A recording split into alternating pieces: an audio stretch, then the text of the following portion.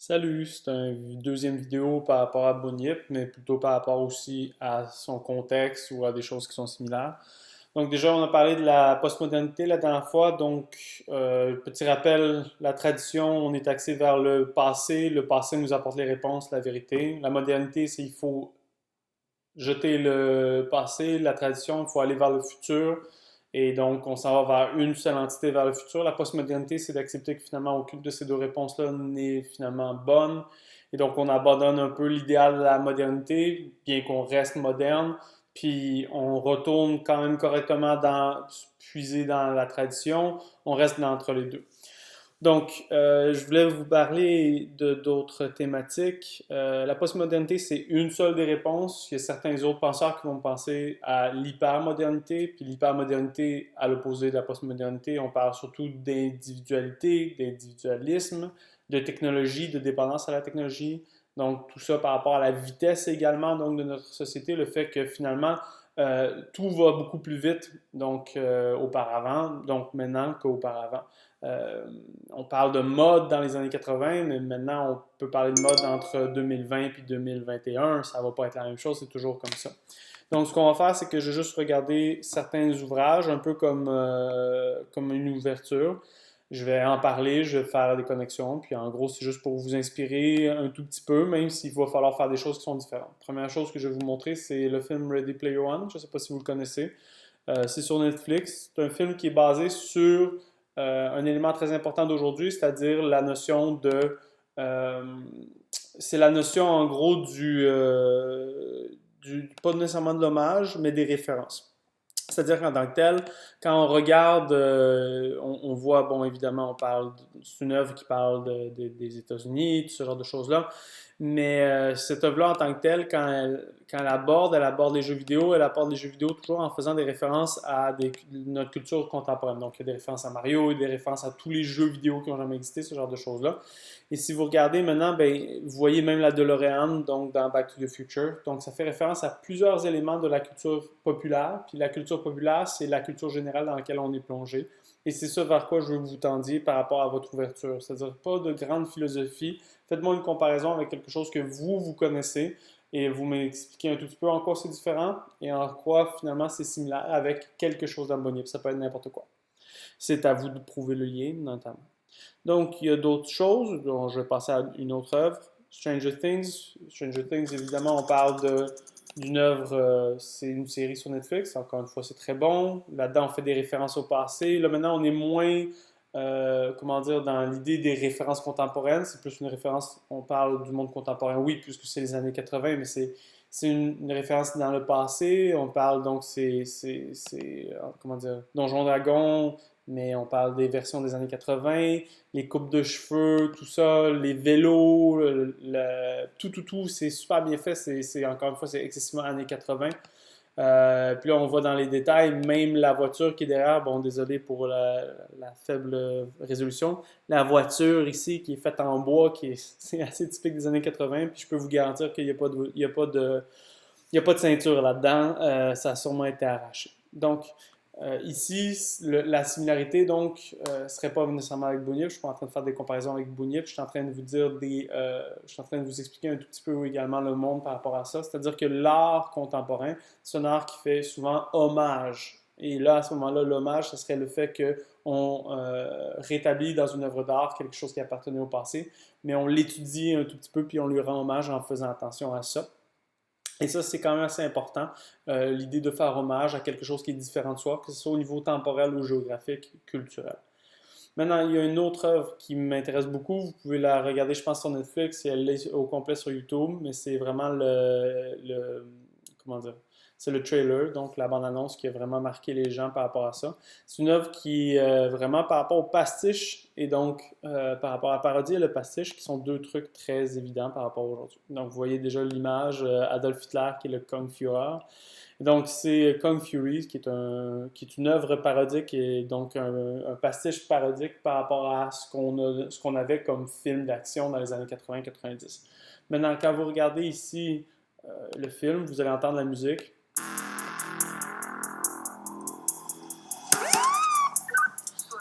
Hey, you got a permit for those guns?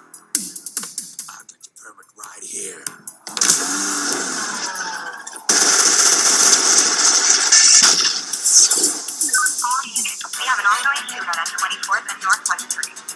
Donc évidemment, je ne sais pas pourquoi mon vidéo va être pixelisée dégueulasse, mais vous voyez donc la voiture de course années 80, la musique années 80, on est vraiment dans l'exagération, on est dans le respect, c'est un peu dommage, mais on exagère.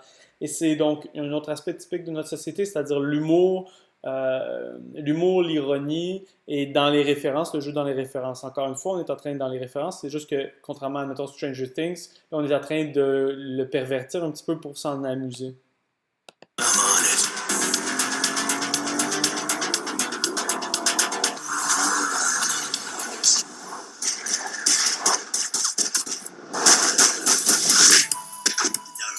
He's a kung fu renegade cop.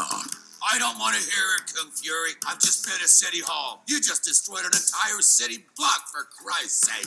I quit. Now. Ça, encore une fois, on parle de tropes, c'est-à-dire d'éléments qui sont typiques de certaines œuvres d'auparavant. Mais évidemment, là, I quit, ce genre de choses-là, le visage, la façon de faire, c'est typique des films d'action donc traditionnels. Il est habillé comme justement certains héros, mettons, de jeux vidéo comme Ryu dans Street Fighter. Il est vraiment il est habillé en Converse, tout ça. C'est assez typique, puis c'est en soi, donc c'est assez comique. C'est ça l'idée, encore une fois, du pastiche qui devient carrément, à ce moment-là, souvent de la parodie. We must defeat the most evil kung fu master in the world. Adolf Hitler, a.k.a. Kung Fu. Et là, évidemment, le lien avec Adolf Hitler. He's the worst criminal of all time. La coupe Longueuil. I can hack you back in time to Nazi Germany, just like a time machine.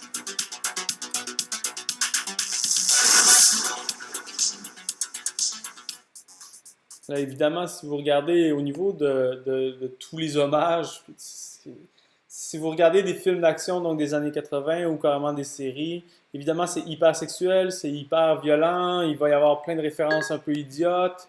Et là, si vous regardez, bon, mais au niveau de l'ordinateur, carrément, on est en train de parler, là, ici, d'un ordinateur qui fait une tâche qui n'avait pas de sens. On s'entend dans les années 80, ben, les gens ne savaient à peine c'était quoi finalement un ordinateur. Ça venait d'exister, les ordinateurs, donc PC à l'intérieur de la maison.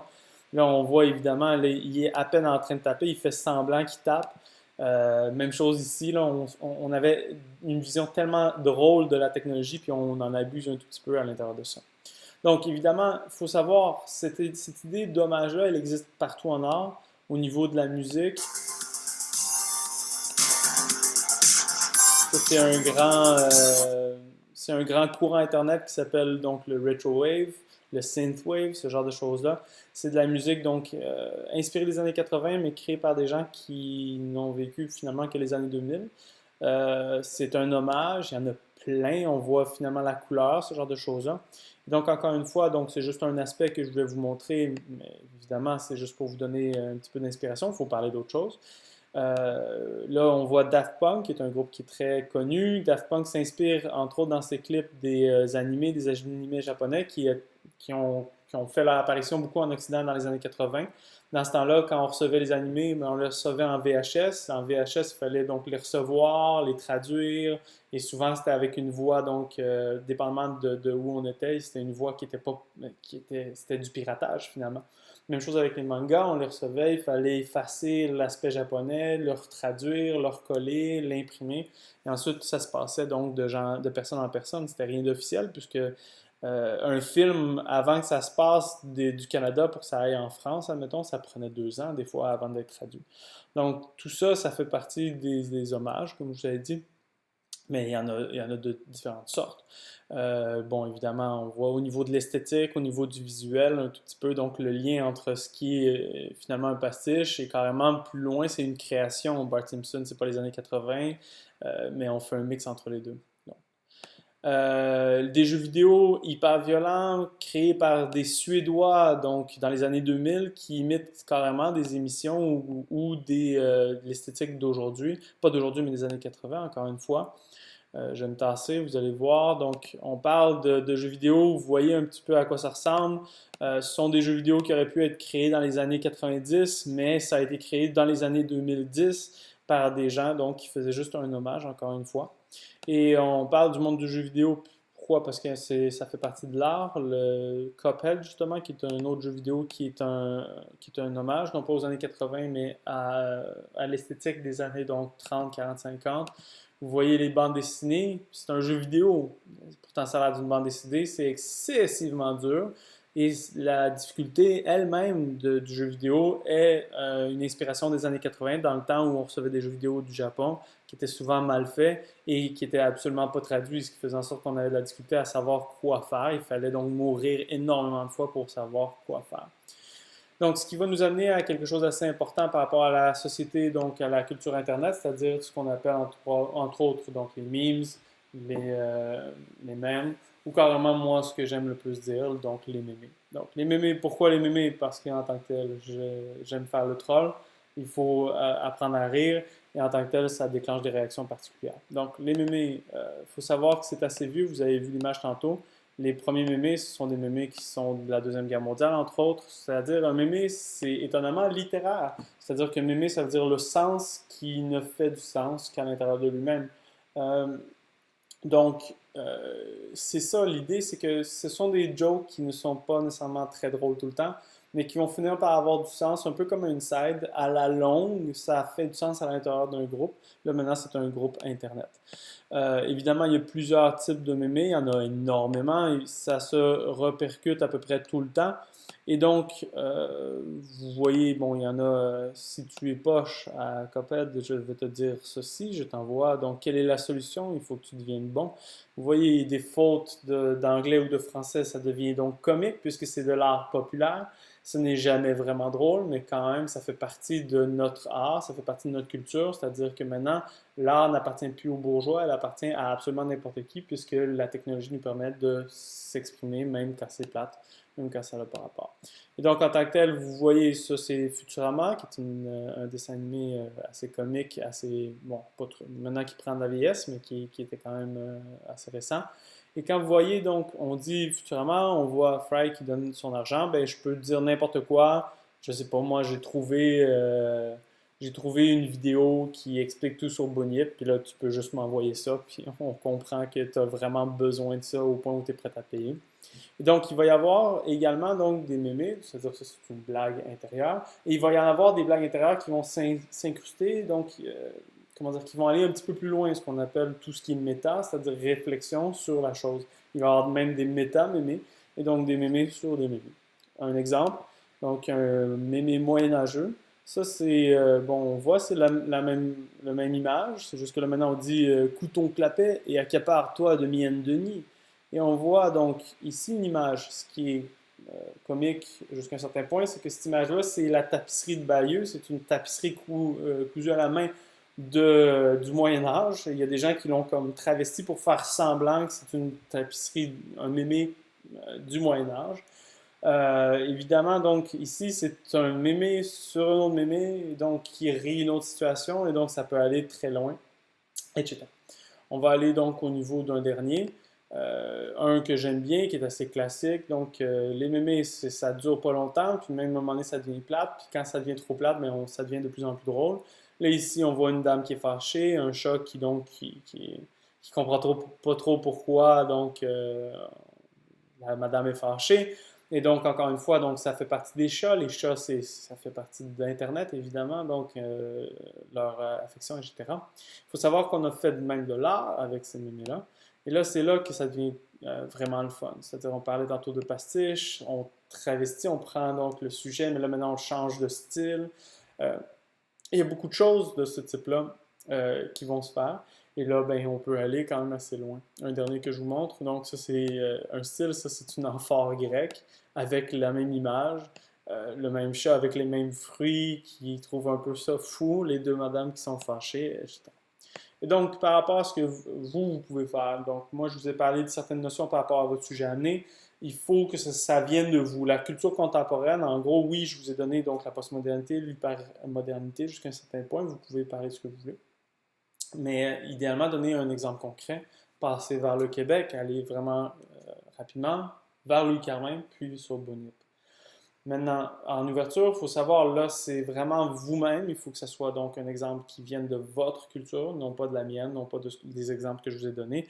Allez donc quelque chose qui est concret, mais avec n'importe quoi dans Bunyip, et vous faites le lien, vous m'expliquez un peu comment c'est différent, et ensuite vous êtes capable de le rattacher. Toutes les consignes sont dans la grille de correction, donc dans la deuxième page.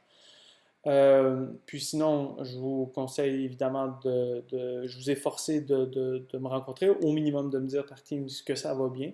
Puis je vous souhaite bonne chance, continuez à consulter les vidéos, puis à bientôt.